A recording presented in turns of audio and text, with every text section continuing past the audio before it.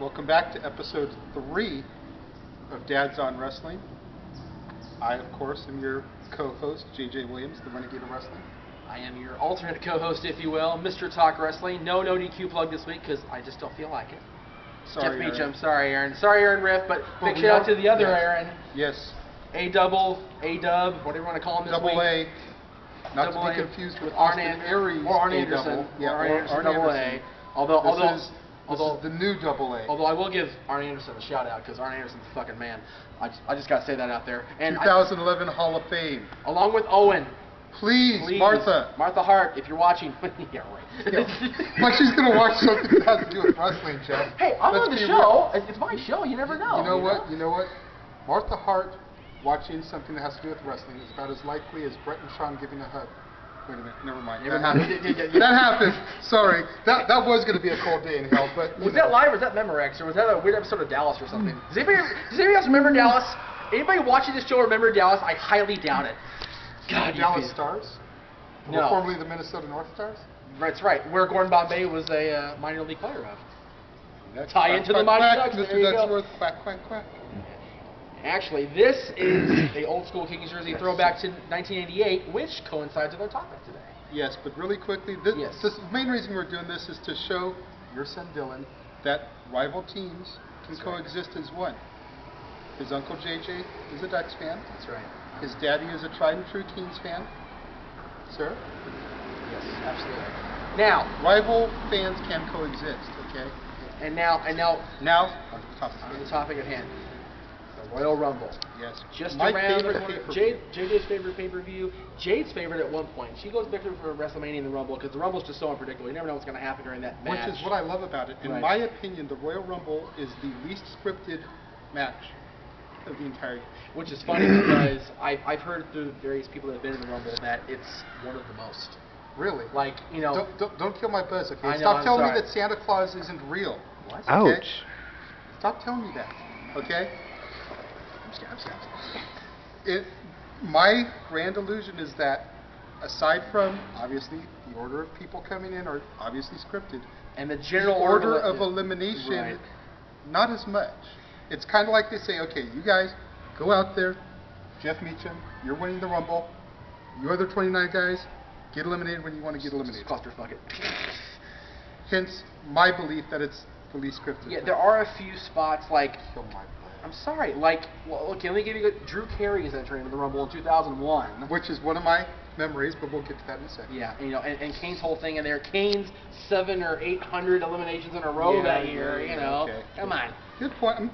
Obviously, there's little nuances about it that are scripted, but for the most generally part, speaking, it is a clusterfuck. I'd like to believe it's the least scripted. Now, back to the memories. Now, Rumble, correct me if I'm wrong, began in '88. 88, the same year the Kings debuted this jersey, as a matter of fact, under with the man himself, Wayne Gretzky. Now, I didn't become a wrestling fan until late '98, so the '98 Rumble is my first memory. But I'm gonna let Jeff talk for about.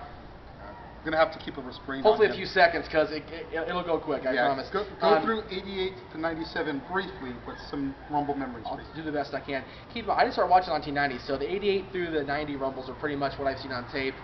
Hogan domination, you know, Big John Studd winning in 89, Hacksaw winning the first one, which was on USA Network and got a higher rating, like overall rating than the NWA Jim Crockett pay-per-view that same day. Wow.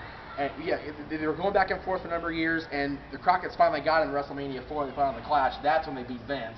And the cable companies went, you can't do that, you can't pay-per-view. And it's like, and Crockett's like, they did it to me for 6 months. Right. Get here. Called payback is a bitch, Vince. I'm sorry. It is. So, but then again, they did Starrcade Survivor Series '87, and Survivor Series just blew them out of the water, and Crockett went bankrupt. So you know, Crockett's like, anyway. So 88, Hacksaw won, 20-man Rumble, not a 30 till next year. 89, Big John Studd came in late at 27, which was, the trend for a while was number 27 won more often than not. Yeah. So Big John Studd started that trend in 89. Hogan won 2 years in a row, 90, 91. 91 led him into, actually 91, if you look back, technically 93 was the first Rumble that the winner got the shot. It was Yokozuna. I was just going to ask, when was the first year where they implemented the title shot? 93. But if you go back, they accidentally did it 2 years before that, because Hogan won the 91 Rumble, and of course they plugged him in against Sergeant Slaughter, because who else could beat the Iraqi turncoat but the real American hero? And the 92, of course, the best Rumble ever, ever. IYO. In my opinion, and of course this is partly my opinion, Joe. Talk wrestling's my opinion. I go off on this Rumble all the time. Yes. Ric Flair winning the championship, the commentary of Gorilla and Bobby. Oh my God, exactly. And that match was so good on commentary alone that they put that Rumble match on Bobby's DVD that came out recently. Really? Yes. That whole match. match. I know the match is on Flair's first DVD also. Yeah, the first Flair compilation. Because he came in on 3, right? Came in number 3. The won the 60-minute man. Woo! Went all the way. He was the first guy to come from that far. Of course, Shawn Michaels did him in 3 years later at number 1. But that was a shorter Rumble. Yes, it was every 60 seconds, not every 90 seconds, whatever it was. They changed it so many times throughout the 90s. I wish they would just keep it at every 2 minutes. It is. I think anything less than 2 minutes doesn't really give an opportunity for interaction before you throw somebody else out there. Right. And anything more, just like, oh my God, where's the next guy? Yeah. You know. So, but 92 was awesome and it was great. And like I said, Bobby told me when I interviewed him, he'd never seen that match. Really? He'd never seen it. The whole time he'd been since 92. I interviewed him in 2004. Okay. So sometime between now and then. XMV, right? XM, the old audio show, Extreme Mayhem. Not XM Satellite. Don't sue me again, please. Yeah. Extreme Mayhem Audio. Okay, so before XMV. Before XMV, we had him on twice. He was our guest of the year. I gave him a plaque. It was awesome. He signed my books. It was cool. But he told me he'd never seen that match. So apparently between now and then, he's seen the match because it was on his DVD, and he had very nice. He had say in Very it. nice. So I'm glad he got to see it. It was cool. 94, the Luger Brett fiasco. Yeah. The first time they had two guys over at the same time, but I found out later that was a mistake. Really? Yes, I found out that was a mistake. This is why he's on the show, folks. Yeah. He is the historian. Yeah. Anything that I lack in knowledge, he makes up. Yeah, the whole Cena Batista thing you're going to talk about in a few minutes, I'm sure, was totally planned, except for the fact that Vince tore squats. Both of them in the span of 2 minutes. I'm sorry to take your thunder for the joke, but I had to do it. Greatest shoot moment in wrestling. Oh, God. Besides Kevin Nash's quad tear that Aaron talked about earlier but today. Vince is even worse. Vince is better because he's not really a wrestler. Yeah. Kevin Nash is a trained professional. Yeah. Vince, not as much. Yeah, well, most of the time. Anyway, Luger and Brett go over, and why is Luger winning the Rumble after he got his last shot in '93 SummerSlam? He should never get a shot again. Cornette had a spaz, and it was awesome. So they did the whole compromise. Brett has a match earlier in the night. But let's not get into the whole Luger thing anyway. I know I despise him as much as you do. So yeah, I mean, sorry Lex, but you suck. Leave him 95, Shawn Michaels goes the distance with the British Bulldog. Both of them went the distance. They went 1 and 2 and ended up at the end. The great finish with Michaels holding on by 1 foot, the whole thing. Yes. That was the first year. That was the Shawn Michaels rule I mentioned right there. Yes. Only one of Shawn Michaels' feet hit the floor. 96, he came back after the concussion and the attack in Syracuse and won it again. Super kicking Diesel out to end the Rumble. 97, the great controversy. The last one I'm going to talk about before you jump in. 97. I briefly remember that. Brett eliminates Austin. He thinks all is in the clear. Everybody's eliminated. Brett throws the last 2 over, and then all of a sudden, here comes Stone Cold, boom, over the top rope. Because the referees hadn't seen him, correct? Exactly. The referees were distracted with, I believe, don't quote me, Terry Funk and somebody else, probably Bob Backlund, because he was as crazy as Terry Funk was. Still is. Yes, Bob Backlund's not going to flex. Remember, we don't have to censor here. It's fucking nuts. I know, but I like saying nothing. Okay, whatever. I think it's fun. I'm just trying to deprogram you from your other programming. I'm not deprogrammed. Okay. I just like saying it. It's fun. Okay. So he was distracted. So Austin wins the Rumble. That was the further evolution of Brett's final lead-in toward snapping his last twig and going heel at WrestleMania.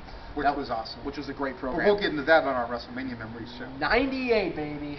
98. The one thing I remember the most about this Rumble, since I had to watch it on videotape, see, I hadn't quite become a fan yet, but the standout thing from all the times I watched it was Mick Foley competing as all 3 gimmicks in the Royal Rumble. Cactus Dude. Comedy to me. Yeah, it's great. Comedy. I remember sitting there the first time watching this, and I'm like, okay, Cactus Jack is number 1. Okay, cool. He's fighting Terry Funk. Terry's number 2, which is great. Awesomeness. You know, Cactus and Chainsaw. They have their match. Cactus gets eliminated. Comes back like around, I want to say about 12. 12 or 13. As Mankind. Comes in, has his little brawl. I think he even eliminated Terry. Probably. I could be wrong on that one. Yeah, I'm not sure about that either. Mankind gets eliminated, comes back around 20-something as Dude, and makes it to the Final Four. Awesomeness. And dude is the worst gimmick he had. So awful. Seriously, it's like, I could have understood it if Mankind or Cactus had made it to the Final Four. Dude, yeah. Dude should have been number 1. Even Mick hated Dude Love. Yeah. Yeah. And that was his gimmick from like the 80s. Yeah. That was his backyard gimmick. From his pre-career days. You can't talk about backyard. Take out backyard. Can't talk about It's 2 B words you can't talk about in wrestling. Backyard and bed. that. We're going to do both of them in this one show. That was the first one. We are off the air, dude. We are off the air. It's over. No, I'm sorry. 3 shows in and we're done. You failure. God damn it. All right. Anyway. The 99 Rumble. Honestly, the Rumble match itself doesn't stick that much to me. The I Quit match is what stands out in my mind. That's true. Because of like the 1,700 chair shots that Foley took. Yes. There's only like 13 really, but it seemed like more when you're sitting there watching it. And The Rock just went ape shit on Foley. And then watching Beyond the Mat later in the year and watching his family react, it was like, ooh. That tugged at my heartstrings, especially now as a father. Especially now we have kids, God. As a father, even before that, I watched and I was like, oh man, how could you subject your kids to it? But he didn't know it was going to be that many. No. He couldn't have known. It was scheduled for 6. Yeah. It went 18. And then it went to like, was it 18? I thought it was 13. Pretty sure it was 18 in the book. Again, don't quote me.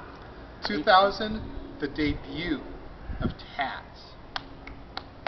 Again, it's not really the Rumble match that stands out for me. It's Taz's debut, ending Kurt Angle's undefeated streak. Unofficially.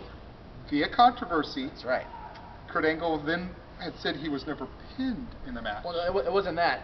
He said he was never defeated because Taz choked him out. Yes. So in February, The Rock said, fine, I'll rock bottom pin your ass. 2001. But before you move on to 2000, Too Cool and Rikishi. Yes. Dancing mid-rumble, and then Rikishi goes, yeah, all right, bye.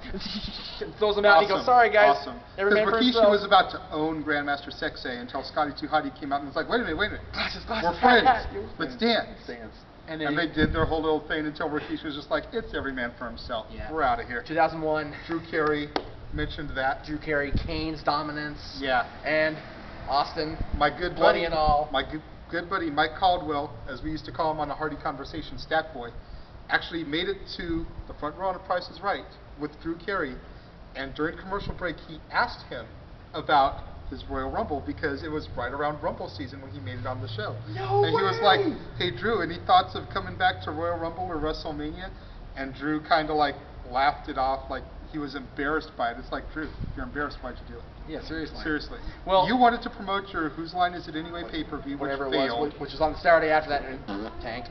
You know, Yeah. but if you're embarrassed by it, why'd you do it? 2002. Hunter. No.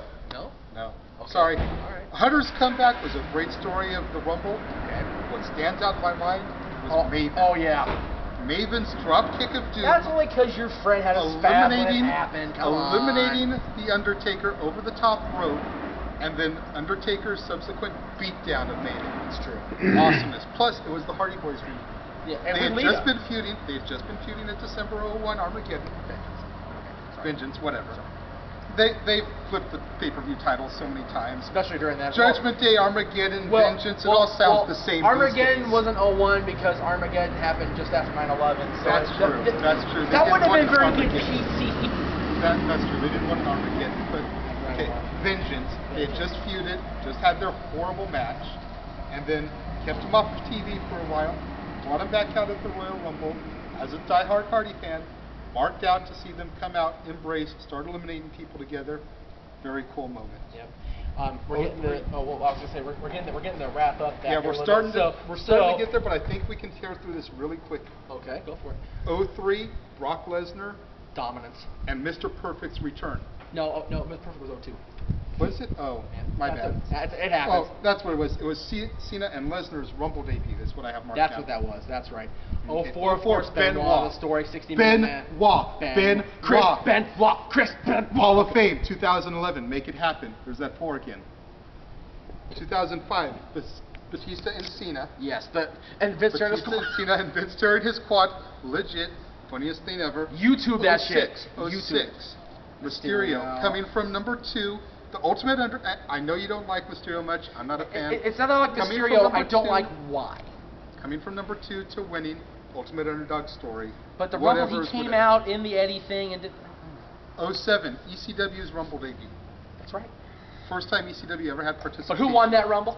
Taker. The Undertaker. First person from number 30, which was killed the next year when John Cena did it from number 30. Which was just fail. It was horrible. 09, Randy Orton winning, and then last year, Beth Phoenix, second woman, and Edge. And Edge winning it off the Achilles tendon surgery. Yes, yes. That was awesome. We're getting the wrap up. Holy crap, dude, that was awesome. We're getting the wrap ups. We got to cut. I'm the Renegade of Wrestling, JJ Williams. I'm Mr. TW Jeff Meacham. See you See you later. next time.